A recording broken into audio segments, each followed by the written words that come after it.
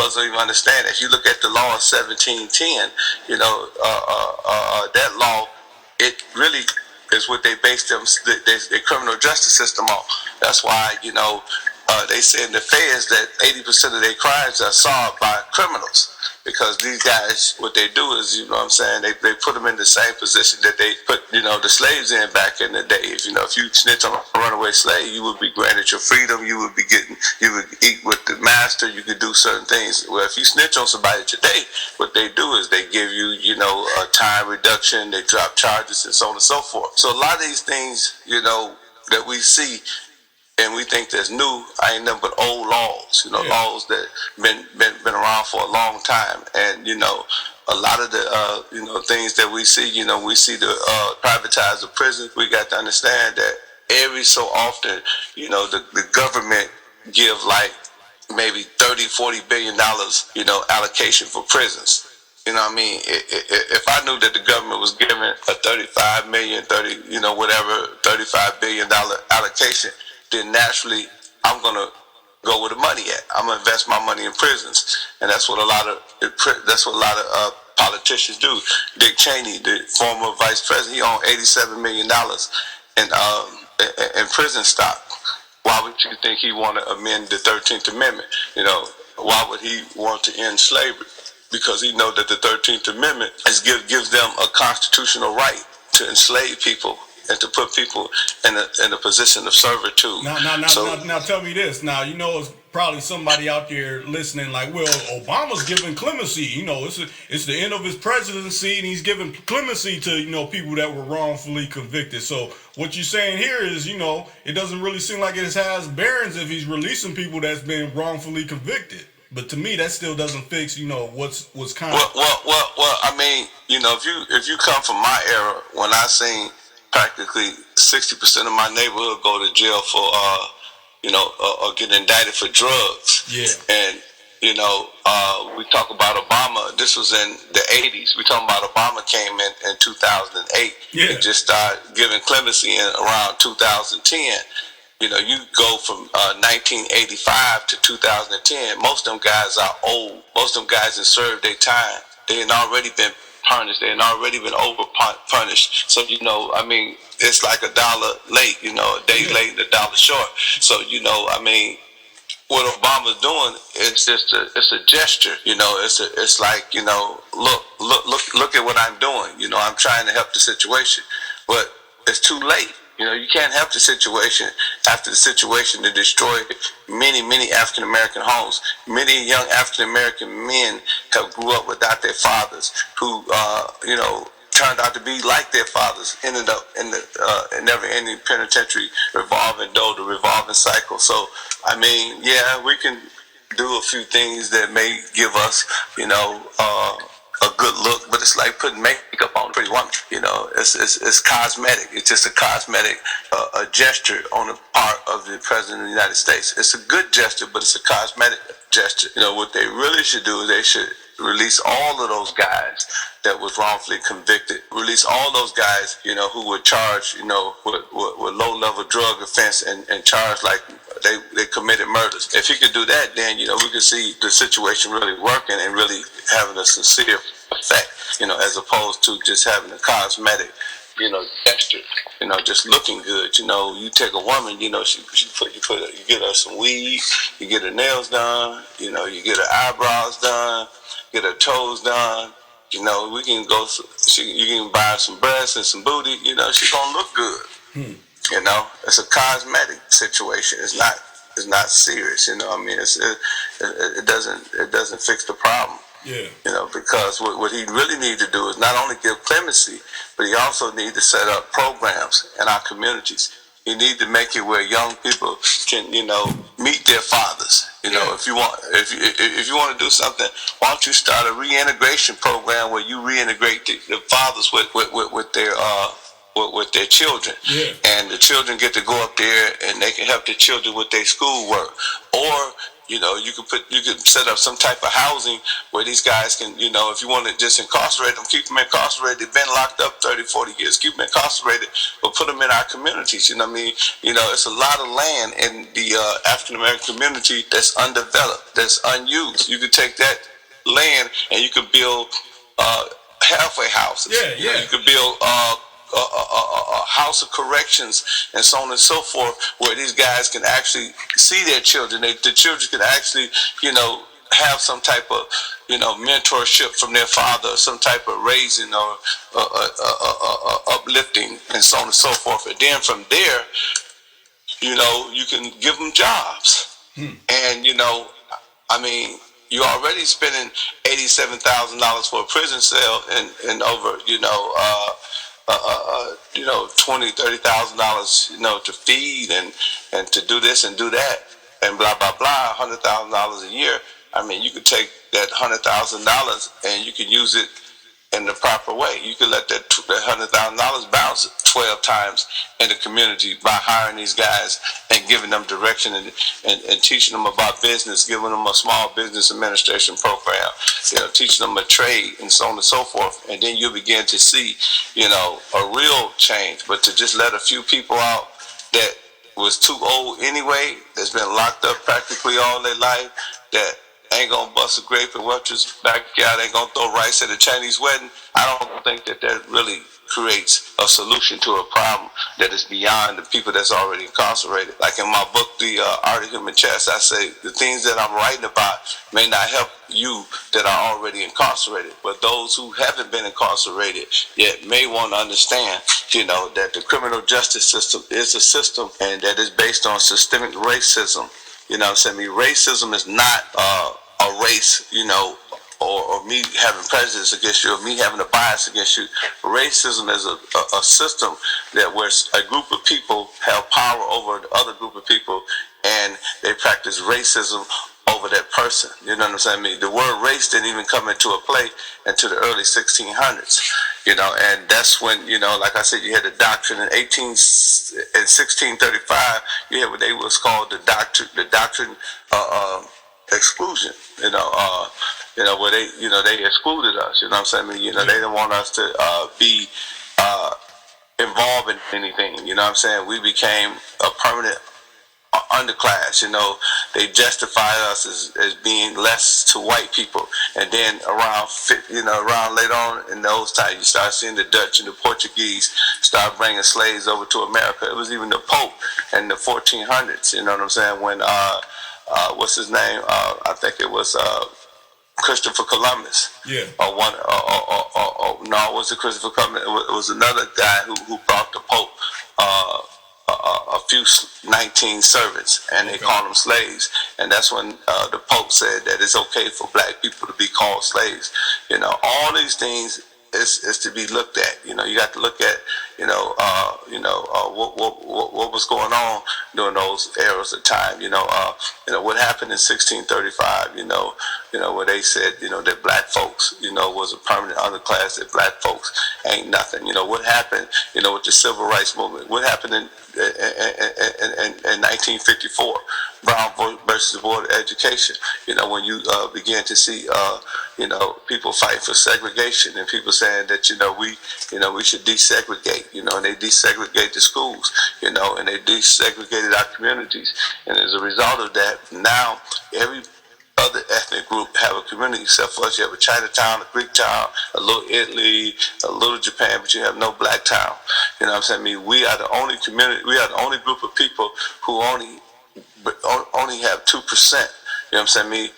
Of our income. We only generate 2%. 2% of our people are only doing well. You know what I'm saying? Yeah. The other 98% of our money is going into other communities. The Arabs, they come into our community with gas. The Chinese and the Vietnamese, the Asians, they come in, they bring food. They bring Chinese restaurants. They bring buffet places. They bring hair. The Indians, they bring the hotels. And we as a people, we have nothing. You know what I'm saying? We don't have nothing. We don't own anything. So therefore, our money don't bounce. Like Dr. Clark Anderson said, our money's supposed to bounce 12 times, before it leave our community. That we don't practice group economics. That's why they could come in, they could snatch our children like body snatchers and put them in jail based on the 13th Amendment. These are the things that we need to start looking forward to. We got to learn how to become economically inclined. We need to understand finance. We need to understand if you buy a car for $300,000, even if you finance, at the end of the finance, you've been to pay $500,000. If you take that same $500,000 and you invest it in the business, and if you invest it correctly, and you have good business skills, then the norm is that you would make $1 million profit within the same time you would make, if you would have took it and invested and bought a car. So that's $1 million. You take that $1 million, you make $2 million. You see what I'm saying? You get the point? So we could just constantly bounce our money. Our money should bounce 12 times, and then we become economically inclined. Another thing we need to do, we need to, buy hair from our people. We need to have our own gas stations. We need to have our own hotels. That way the money will circulate throughout our community, and we'll all be able to prosper. Black folks spend $1 trillion annually. Out of that $1 trillion, only 2% go back into our community. We can't. No nation can, or no group of people can survive with only 2% return on a 100% profit. It's just not going to happen. So that's what we have to do. We have to understand that the only way we're going to be able to solve the crime problem is that we're going to have to put businesses in our community. We're going to have to hire the people in our community. They got McDonald's. Why they can't have Ken Downs? You know what I'm saying? Why you can't have Ken Downs? Why Ken can't sell hamburgers? Why I can't set up a group of franchise? You got Holiday Inn. Why you can't have Reek Holiday Inn? Reek Inn. You know what I'm saying? These are the things that we go about to understand. And listen, people think that white folks ain't gonna do nothing, is gonna do something for us, or the government's gonna do something. They can forget about it. Because guess what? In the 1800s, black folks had 1% of one half of the income in this country. In 2016, black folks have only 2% of the income of this economy. Yeah. So what do we? In all those years, we have not moved the needle nowhere. We are in the same condition that we were in over 200-300 years ago. You see what I'm saying? Yeah. Now your other groups are called minorities. When you look at the affirmative action, affirmative action was a form of reparation for so-called black folks who were enslaved and who were disadvantaged. Now anybody can claim affirmative action. You got the Chinese, they could go up under affirmative action. You got the Mexicans, you got the gays, you got all communities, and it's all up under minority. We should never use, Dr. Clark Anderson said, we should never use the word minority again, because minority means the losing class. We are not the losers. We are the majorities. You know what I'm saying? Yeah. The Constitution said the majority win, the minority lose, and that the majority is supposed to protect the minority. But the majority is not protecting us as minorities. We should call ourselves non-immigrants, because we're the only group of people who came over here that wasn't immigrants. We came over here as servants and slaves against our will. So we have a special place, and we need to stop categorizing ourselves, because every time we categorize ourselves with another group, the group come in here and they take all our benefits. All right now, no disrespect to gays. I'm not saying gays, but gays are smart. You know what I'm saying? What make gays smart and what make other groups smart is, here it is, we'll go and we'll fight and we'll march, and we'll have the civil rights and this and that and other. We'll have Martin Luther King and Malcolm X, and we'll get something started, and Congress will feel some type of way, and they'll enact the law, and they'll say, okay, well, here's the law. Here's the affirmative action. Here's this. And then other groups will come in and they'll take over, and they'll get the benefits. Yeah. You know what I'm saying? If you think about affirmative action, who have benefited from affirmative action more than anyone in this country? White women. So not only, they say they are a minority, but how can you be a minority when you married to the majority? Your husband is a part of the majority, so now you're telling me that you want to be the majority and the minority? So they getting like they get 98, they get 100% of the benefits, and they get the benefits that should be going to the poor. You know, when you think of urban development, let's look at it. Urban development meant that the government would allocate a certain amount of funds to our communities, in particular the ghettos of America. And what we would do is we're gonna, you know, like in my community, we got a community called Brewer Hill. That's where, you know, I used to own my business at. And what they did was they gave a lot of grants. You know, you go up to 35th Street, you know, in Milwaukee. They give you grants and they give you money to build these communities. So what happened was, you know, through what's that word you call it? Gentrification? Yeah, you know, gentrification, yep. Yeah, through gentrification, what they did was, you know what I'm saying, a lot of Europeans or a lot of white people moved into those areas. And guess who got the benefit? Even though they were able to give these black folks, you know, 1,000, 100,000, 200,000 for their homes.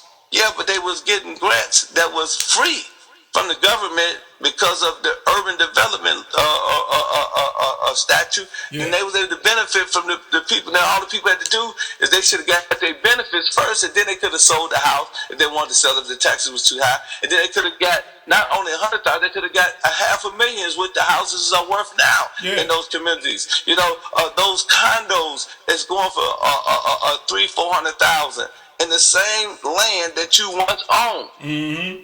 All they did was took your land and built about 5 or 6 stories in the air and about 2 or 3 blocks down and around the corner and made, you know, about 100 units in one area that used to only be about 6 or 7 houses. Now these units is worth $1 billion almost, you know, depending on who living in those areas. You know, $10-20 million, you know, that, you know, you couldn't foresee it. You know what I mean? We couldn't foresee it.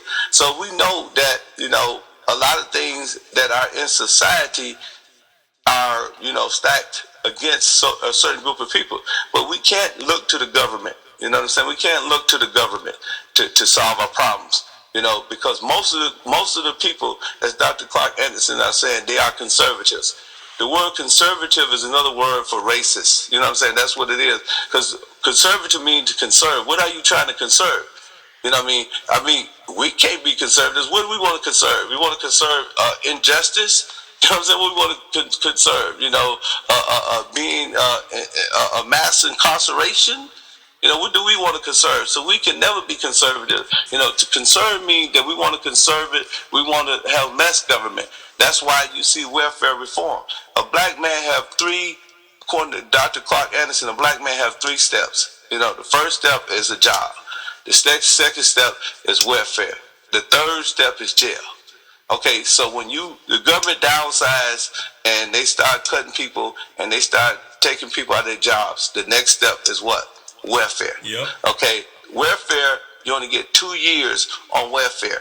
After 2 years, because of the Welfare Reform Act, after 2 years, you on your own. Mm-hmm. So once you get on your own, there's only one more level, and that's crime. Yep. And that's why you see the crime problem. The crime problem is not based on, you know, people just being crazy and going out there and committing crimes. That is not our people. You know what I'm saying? I mean, we were a civil people. We were organized people. Before segregation, when we had our own communities, there wasn't no a bunch of crazy stuff going on. It wasn't no killing. It wasn't no gang banging. You know, all this stuff happened as a result of other things that happen that create that other underclass. You know what I'm saying? I mean, you know, create that underworld. You know, the underworld need crime in order to survive. Mm-hmm. But you know, if you're a working class and you in a work and you going to work, you take care of your children. You know, you got a wife and yada yada yada. You know, and that's your daily activities. But when you out there and you idle, then you know some guy gets some drugs. He want to put you on. You know, you starving. You know, you got kids. Okay, man, put me on. You know, you start selling drugs. Okay, now you selling drugs. Now you got to, you know, protect those drugs. You know, you got to get some guns. Okay, now you get some guns, and you know, dudes is grouping up with other dudes and other cliques and other blocks and stuff is clicking up. So you click up and you block up, and then that's what gets your underworld, and that's where crime is most prevalent. So you know, we got to understand, you know, that the only way we're going to get out of our conditions, the only way we're going to be able to combat the 13th Amendment, the only way we're going to be able to deal with the law of 1636, where they say black folks should be excluded. The only way we're going to deal with, the mandatory manumission, laws of 1710. Is that we have to, get our own businesses. We have to hire our own people. We have to spend money with each other. I know it's a store in Milwaukee. Dudes go there, man. You can stand outside that store, man. You can watch them dudes buy 10 or 15 pair of Robin jeans, $600 jeans, $600 jeans, and these dudes live in absolutely filth. I mean, if you go by their cribs, man, their cribs is like, it's like shitting pens. It's like, who would live there? Yeah. But they got on $500 jeans. They got $2,000 rims. Something is wrong with that picture. Somebody need to teach these young people economics. They need to teach them that the money that they have, if they put their money together, they can go buy a whole warehouse of Robin jeans. Mm-hmm. Robin jeans wholesale ain't nothing but $150. Mm-hmm. You're paying triple the price of what you could get for $150. And if y'all put y'all money together, not only can y'all get the whole warehouse, but you have money left over to go and buy a warehouse. You have enough money to go and buy commercials and advertisement. You have enough money to build a sign, say, Robin jeans for sale, and you'll be able to go into your own business, and you'll not only be able to keep wearing your Robin jeans, but you'll get them at a discount, and you'll be able to sell some to your partners too. Mm-hmm. And then those dudes that you sell Robin jeans to, you get up under them and you teach them. You say, look, man, I got the Robin jeans. You need to sell the Deceptives, the Louis, and this and another. You know what I mean? And then the other dude say, okay, well, man, I got the True Religion. Yeah, I got the Gucci. Yeah, I got Louis Vuitton. And you can all shop with each other. Okay, I pay $125 for my jeans. You pay $500. You pay $200 wholesale for your shoes. I pay $500. The money keeps circulating in the community. And if you're hungry, you can tell your other partner who, got the big Navigator, the big Escalade on 28s, with the $15,000 system, with the ostrich seats and all that, you can tell them, say, look, man, don't buy another Navigator, go buy a Subway. Go buy a restaurant, so when you come and buy my jeans, I can bring my whole family down to your restaurant and we can eat together. Yeah. And then guess what? The brother that got the big bank, the one that they got away and moved 100 or 200 of them things, tell that brother, look, brother, we've been getting our product from you all the time. We know you the best investor. You the one that got the most sense. You the one that's supplying all us. Why don't you open the bank and then you since you're good at investment, and we'll put our money in your bank, and you invest our money. You go invest in, Silicon Valley. You go invest in Wall Street stock. You go invest in technology stock. You go invest in oil, and so on and so forth, and give us a handsome percentage on our money, and we'll deal with you. Mm-hmm. And then you have a solution to the crime problem, because we get a lot of money. Yeah. You know what I mean? But we don't know what to do with it. Mm-hmm. You know what I'm saying? And every other group, the Dutch, the Italians, the Jews that came over here as criminal organization, all of them eventually went legit. The Italians have construction. The Italians have unions. The Italians have strip clubs. The Italians have nightclubs, and they doing well, and they not doing anything illegal. That's why you don't hear about the mob going to jail no more. The Jews ran the numbers back in the days. You know what I mean? Now you go and you look into Vegas, the Jews own, the banks. The Jews own the casinos. You know what I mean? They're not a underworld no more. They went legit. So has the Greek. The Greeks has opened up Greek towns and Greek restaurants all over America. Yeah. The Dutch have done the same thing. All of these criminal organizations were smart enough to get out of crime and invest their money. We are the only people, who fall into the same trap. But it's a reason for that. We're not like this by accident. We were socially engineered to think the way we think. So now we have to be socially engineered to unthink the way we think. We need think tanks. We need people who understand our problems, who understand our conditions, who can go out there and they can give solutions to the problems. And I'm not a scholar, you know, in the sense of a scholar. I'm a scholar. I'm a hood scholar for sure. But I'm not a scholar in the sense of erudite or well learned or, you know, a sheepskin scholar, you know, where you go to college and get degrees. But I am a scholar from the College of Hard Knocks, being in these streets, and I see the problem. Yeah. You know, I know what these young boys need. I know what they have to do. I know how we can solve our problem. I know that these dudes are getting money in the hood. I watch them every week. They throw $3,000-$4,000 a week in the strip club every week.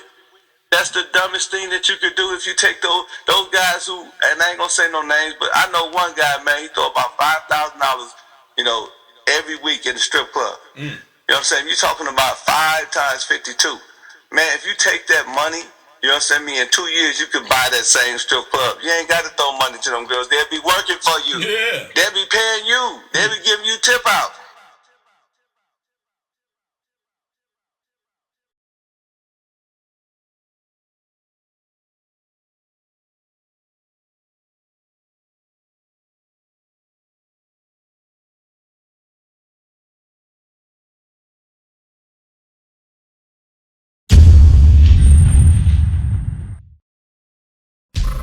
Too cool to come 24/7.